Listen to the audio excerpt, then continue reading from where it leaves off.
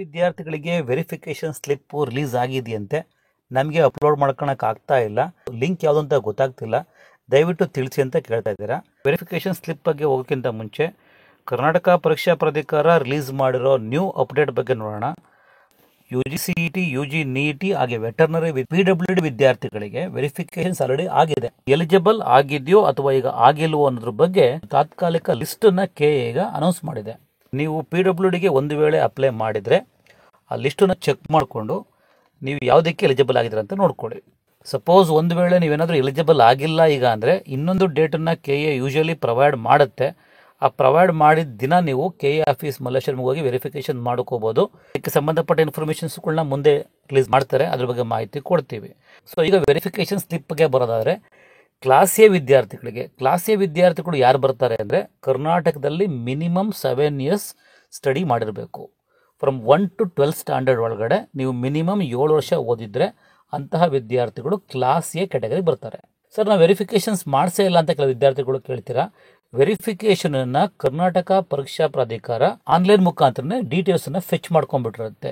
ನಿಮ್ಮ study details ಆಗಲಿ, personal informations ಆಗಲಿ, ಕಂದಾಯ ಇಲಾಖೆಯಿಂದ ನಿಮ್ಮ ಕ್ಯಾಸ್ಟ್ ಆಗಿ ಇನ್ಕಮ್ ಡೀಟೇಲ್ಸ್ನ ಫೆಚ್ ಮಾಡ್ಕೊಂಡಿರುತ್ತೆ.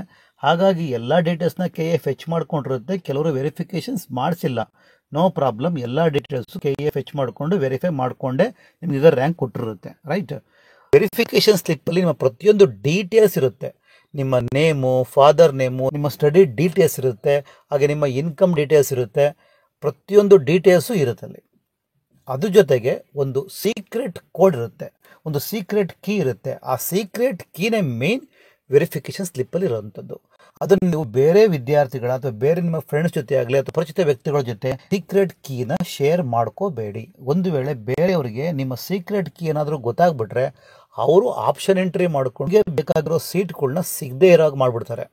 ಅದಕ್ಕೋಸ್ಕರ ನೀವು ಸೀಕ್ರೆಟ್ ಕೀನ ಸೀಕ್ರೆಟಾಗಿ ಇಟ್ಕೋಬೇಕು. ಅದಕ್ಕೋಸ್ಕರ ಇಟ್ಸ್ಕಾರ್ಡ್ ಸೀಕ್ರೆಟ್ ಕೀ. ರೈಟ್, ಅದು ವೆರಿಫಿಕೇಶನ್ ಸ್ಲಿಪ್ಪಲ್ಲಿ ಇರುತ್ತೆ, ಮೇನ್ ಥಿಂಗ್. ಓಕೆ, ಹಾಗಾಗಿ ಅದ್ರ ಬಗ್ಗೆ ವೆರಿಫಿಕೇಶನ್ ಸ್ಲಿಪ್ ರಿಲೀಸ್ ಆಗಿದೆಯಾ ಅದ್ರ ಬಗ್ಗೆ ತಿಳ್ಕೊಳ್ಳೋದಾದರೆ ವೆರಿಫಿಕೇಶನ್ ಸ್ಲಿಪ್ ಇದುವರೆಗೂ ರಿಲೀಸ್ ಆಗಿಲ್ಲ. ನಿಮ್ಗೆ ಯಾರು ಹೇಳಿದ್ರೂ ಗೊತ್ತಿಲ್ಲ, ವೆರಿಫಿಕೇಶನ್ ಸ್ಲಿಪ್ ರಿಲೀಸ್ ಆಗಿಲ್ಲ. ರಿಲೀಸ್ ಆದಾಗ ನಿಮಗೆ ಇನ್ಫಾರ್ಮೇಷನ್ ಅಂತೂ ಖಂಡಿತವಾಗ್ಲೂ ಕೊಡ್ತೀವಿ. That is the main thing. KA ಕಡೆಯಿಂದ ಕೌನ್ಸಿಲಿಂಗ್ ಅಟೆಂಡ್ ಮಾಡಬೇಕು ಅಂದರೆ, ಆಪ್ಷನ್ ಎಂಟ್ರಿ ಮಾಡಬೇಕು ಅಂದರೆ ಸೀಕ್ರೆಟ್ ಕೀ ಬೇಕೇ ಬೇಕು.